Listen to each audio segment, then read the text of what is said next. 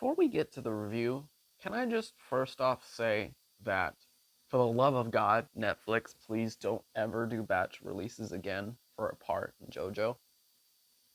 So ridiculously annoying. It's not like a core or anything where there's periodically. I think you should either release it all or just waited until it was all anime, because I think that was honestly ridiculous. Hello everyone, Hobbyist here. We are back at it again with another anime slash manga review. And I will say this, reviewing JoJo Stone Ocean, it's been a while. Because I've read the manga, as you guys know, and I'm already as far as having completed JoJolion, and I'm waiting on JoJo Land. But in my honest opinion, looking back with what the anime did, I'm honestly impressed with it. If you're an anime only, I think you're going to love this half of Stone Ocean.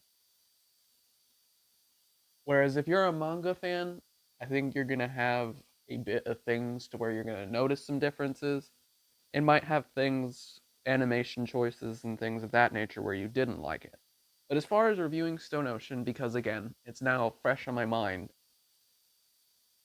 Stone Ocean easily is the best part of the original continuity of JoJo's Bizarre Adventure, if you ask me.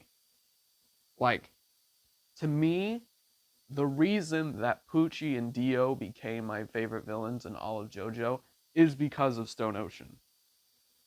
Poochie's just got this rich backstory and how he meets Dio in the first place and his relationship with his brother Weather Report, that it's honestly like it's so compelling, it's so dark, it's so realistic. I mean, granted, they had to censor some things because the fact of the matter is that the person who killed Weather Report, or the group of people that killed Weather Report in that flashback, were the KKK, but obviously that'd be pretty controversial inside the scopes of the anime. So there's that. And the fact that with the Bohemian Rhapsody stuff, Mickey Mouse couldn't be shown inside of any of the dream states or fictional worlds because of copyright reasons. So I understood that, especially since Dave Productions is kind of teamed up with Warner Bros. So it's kind of promoting the competition. So I could see that. But as I was saying earlier, Dio and Poochie are my favorite villains inside of JoJo in the main continuity because of Part 6.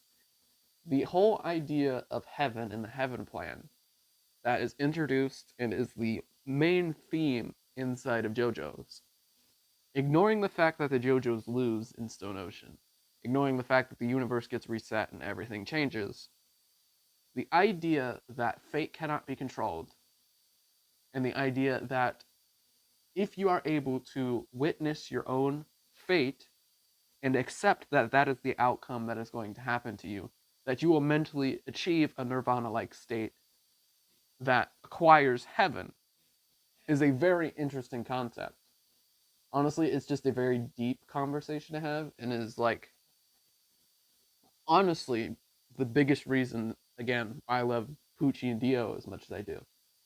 The fact that Poochie is kind of the successor of Dio, and the fact that he was able to be as compelling with the Heaven plan, have this backstory of how he met Dio, any of the Christian symbolism, or how Dio was essentially the devil for Poochie, and the fact that even though he was able to perform miracles and fix his toes, the fact of the matter was that it was all simply just a temptation for when Poochie's sister eventually dies, Dio's the first person to call to him.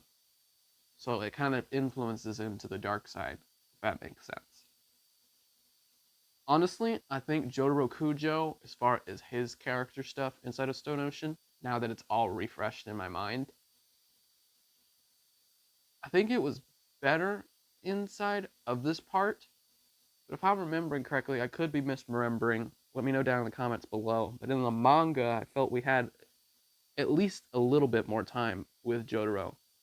So where when he finally did choose to save his daughter over stopping Poochie, that it felt a little bit more earned. But again, I could be wrong. I could be misremembering events. It's been a while since I read the Stone Ocean manga.